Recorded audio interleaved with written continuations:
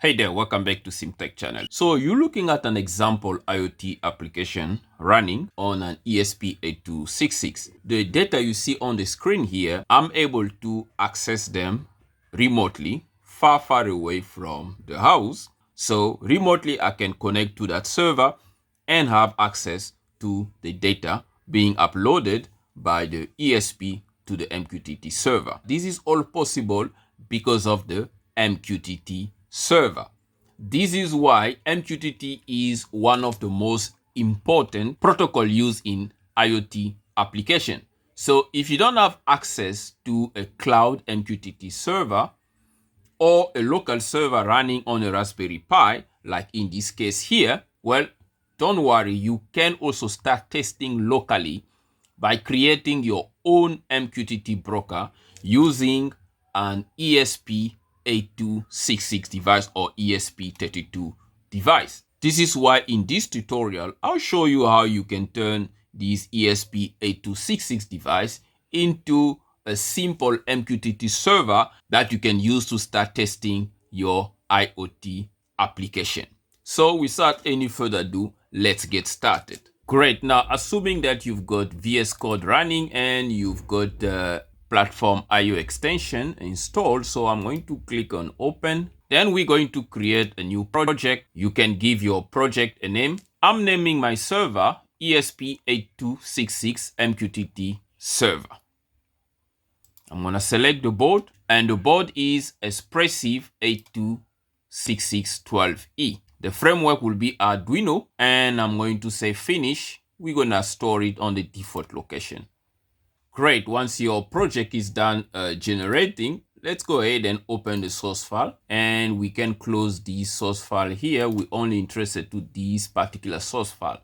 Now you can go ahead and paste this code onto your main.cpp. This is a very simple code. We're going to go through it in a moment, and it is based on the micro MQTT broker library. So let's go ahead and copy the library name, and we go back to the platform IO. Let's open it again so that we can install the library into our project. So we go to library, and over here, we're going to paste our library name and search. There we go, Micro MQTT Broker by Martin Jer. Just click on it, and we're going to add it to our project. We need to select the project name. That is a MQTT server. Then we're going to say add. Congratulations, the library have been added. Now let's go back to the main.cpp. Great stuff. Now, what's going on here is very simple. So the first two header file, obviously, this is for the ESP to connect to the Wi-Fi and handle the connectivity. This is our library to configure our micro MQTT server. Then this variable, very obvious, is to configure the password for the Wi-Fi. So please replace them with your particular Wi-Fi name and your Wi-Fi password. Then we create a class here, myBroker. Now this class, basically we inheriting it from the micro broker library. Then we creating this function to override the onConnect. This is basically called when a client connects to the server, to the broker, and it's just going to print new client is connected. Then as always, when you have a class, you need to instantiate the class. That's what we've done there. Then we go into the void setup, basic configuration for our Wi-Fi connection here. And after connecting to the Wi-Fi, obviously the router is going to assign an IP address to our MQTT server, and we're just going to print that IP address. And after that, we just initialize the broker with a default port 1883. And once all this is running, we'll have our micro MQTT broker running in the small ESP82 device. See, we've got two errors here, but that was before we add the library. So I'm going to go ahead and hit on bold. I'm getting lots of warning here. As you can see, it's already 13. Compilation is still ongoing. Oops, the bold failed. Okay. And when we come to the problems, we've got 81 problems, and there is one error here. Haha. Okay, let's first see the output. Some warnings, they're being treated as errors. Let's first fix the errors. The first one here is say return with no value. Function returning non-void. Let me just click this. Aha, this is what we see. So I'm going to just return a 0 here. What was the other error? Say expected semicolon before Wi-Fi. Is this on our main source file? Where is it? Oops, there actually, yes. Okay, now we can build these again. All right, well, linking, and there are no problems, no errors to basically make the build fail. Although here on the problems, we still have the warnings, but if you read some of these warning, point at target in passing argument, 1, delete client. Now, this is how the developer of the library was writing the code. So if it is open source, someone else can go in there and start fixing some of these warnings to basically improve the library. But that's not what we need to do here. For us right now, it's a success. The build is complete. We're not going to worry about the warnings. So now we can go ahead and test stuff. Let's go ahead and upload our code. Now you have to ensure that you've got the correct Wi-Fi credential, because it has to initiate and connect to the Wi-Fi before it can assign an IP address to your MQTT broker. Okay, we are connected. We are basically now writing into the ESP8266, as you can see with the blinking there.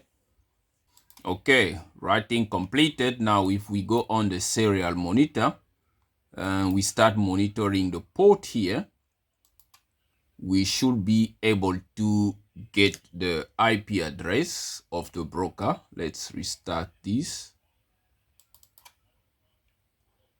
There we go. So the IP address of our MQTT broker is 818.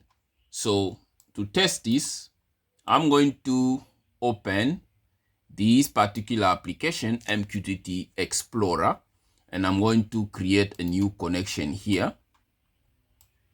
We're going to call this ESP server. You can give it any name you want, and the IP address is 192.168.8.18. Okay, and the port is a default port, as we've initialized it here with a default port. And now there is no username, there is no password. Basically, this is now open. So anyone who has the Wi-Fi credential of this network and has this broker can actually connect to it. So we're going to connect. And as you can see here, it says new client connected. And there is absolutely nothing here. Now to demonstrate on the phone, I've got also an app here, IoT MQTT panel. So I'm going to open it. So we're going to set up a connection. And the connection name, we're basically going to call it also ESP. So we've got the connection name. We've got the broker IP. That is the same IP that the MQTT broker is connected. Now we need to add a dashboard to this panel, and we're going to call this dashboard ESP8266, right? And then we're gonna say save. Then we're going to say create. Okay, you can see automatically it's connected. And here we got again new client connected. So we got both client here, the one on the computer and the one on the phone. Now I'm going to open these and then I'm going to add a panel. Then I'm going to create a button, and this button name, I'm going to call it test. Okay. And the topic, I'm going to say light under forward slash, we're going to say command. Okay. Then the payload here, we're going to say on, right? Then I'm going to say create. Now what's going to happen here is when I click on test, because I've now created a topic that I'm publishing to this MQTT broker. So when I click on test, automatically we have the topic being displayed here, light command on. Now what does this mean? This means any ESP or device that is connected on this same broker here can be able to see this topic, and once it sees a topic, it can action on it, which means you can add another ESP device, connect to the same broker, and let it read this topic here. And as soon as it receives a message on, it can turn on an LED or a light or anything that you want. So this basically means you've now configured an IoT application running locally on your own server running on an ESP device. You don't need a cloud server. You don't need a Raspberry Pi server. Just as simple as that. Now, what if you want to add some security to your MQTT broker here? Because right now, as is, anyone who has access to the broker IP, the credentials, and is able to publish on this topic anything they want, they can control your device, they can do anything. So if you want to add some security measures, you can also change the default port, because right now we are basically using the default port. So to do that, this lightweight library, MQTT broker library, also has some level of control that you can add. So it's very simple. Simply by adding this line of code, you can initialize a port name, a port variable, custom port with port 1234, which means you can change this port anytime you want. That means no one is going to be able to connect to it if they don't have the correct port. Then you just need to pass a custom port to the initialization function. Okay, now we're no longer using the default port, we're now using a custom port, so we can go ahead and remove the comment. Okay, let's take that comment, initialize the broker on the custom port. Okay, then since you now have some credential for the user to log in, you need to add a function that will handle the user credential on this public class here, the micro broker. So you must add another method that is going to inherit from the library class. So we've got here virtual bool on authorization, username and password. That's basically what you've done there. So which means you've got MQTT user and the password is MQTT pass. That's all you need. Right now you can build your code again, and you might have some errors here, but it's definitely fixable. So let's go ahead and build these again. As expected, we ran into some problem. This initialization function does not take any parameter. So what I'm going to do is I'm going to click in there. I'm going to force it to take some parameters. So this is the line where the function is being initialized. So I'm going to just replace it here with this line of code, which now basically means it's taking a parameter, port number. Now I need to find where this function is being implemented. It's not that one. Okay, let's see.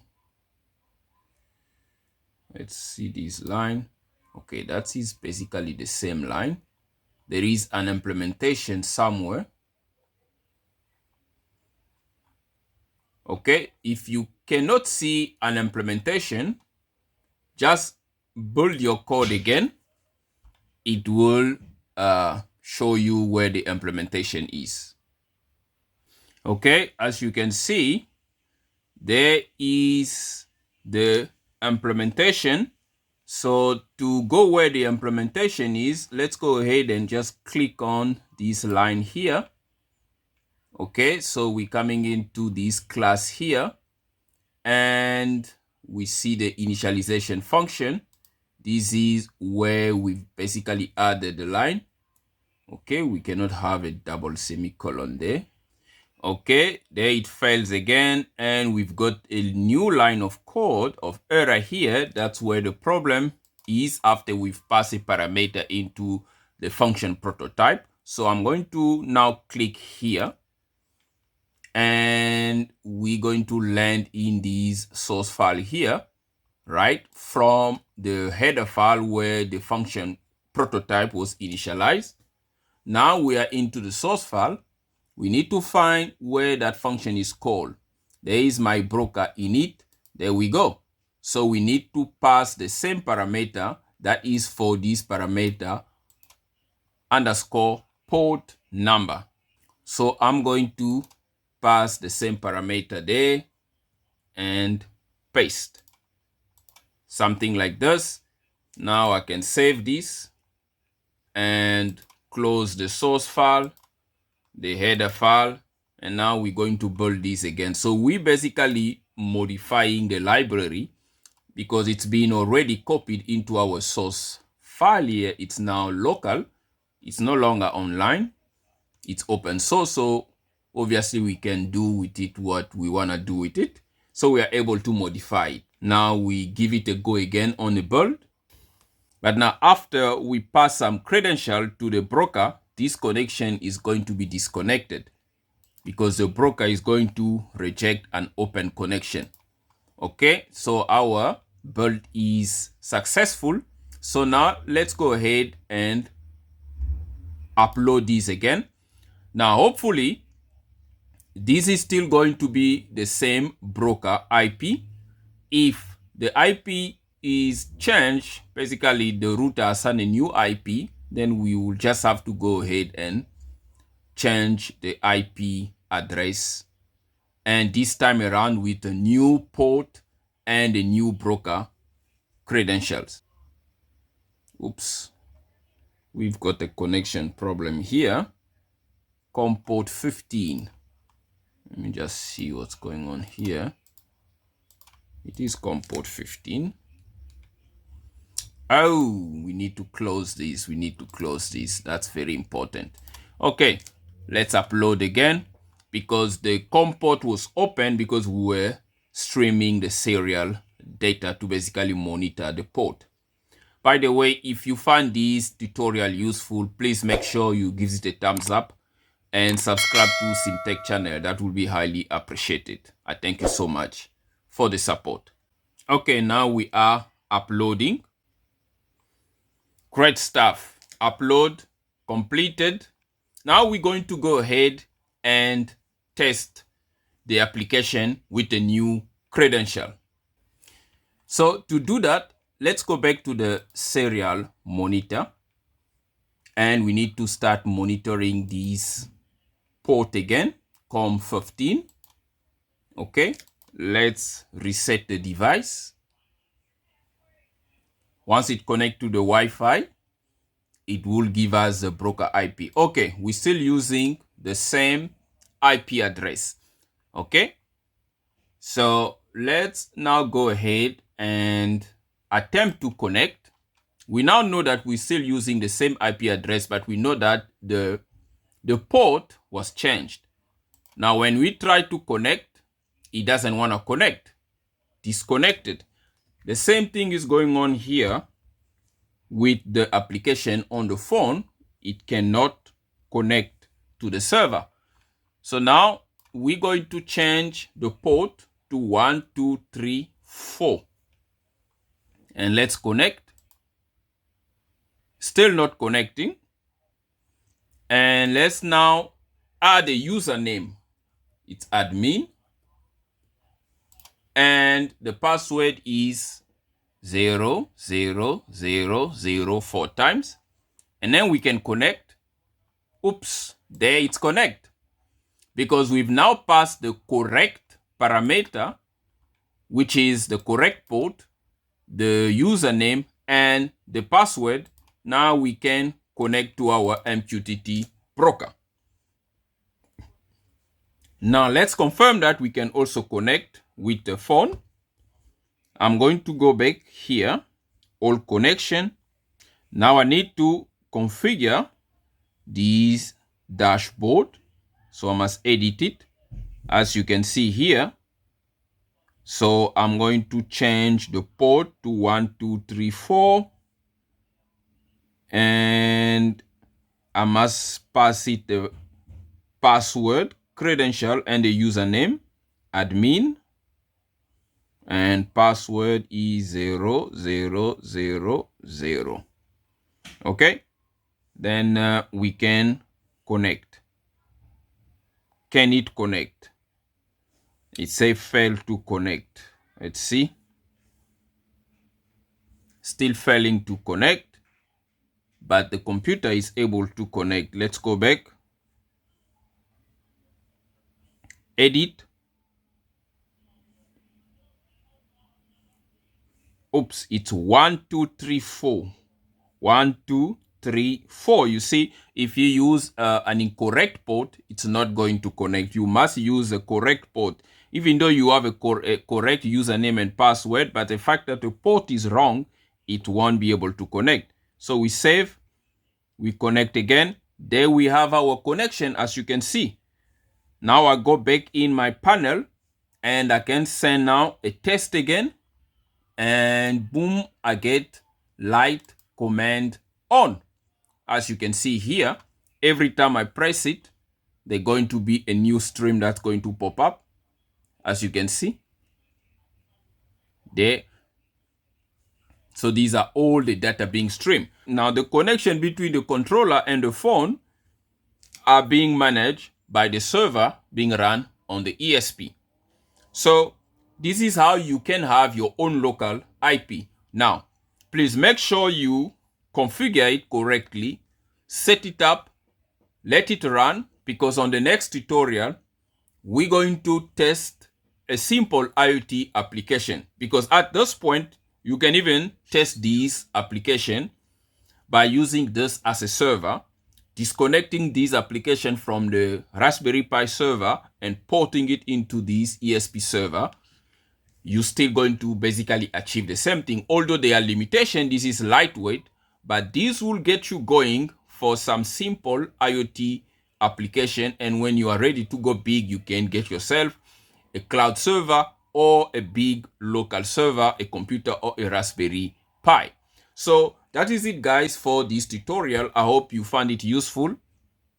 Please make sure you give it a thumbs up and subscribe to CMTEQ channel.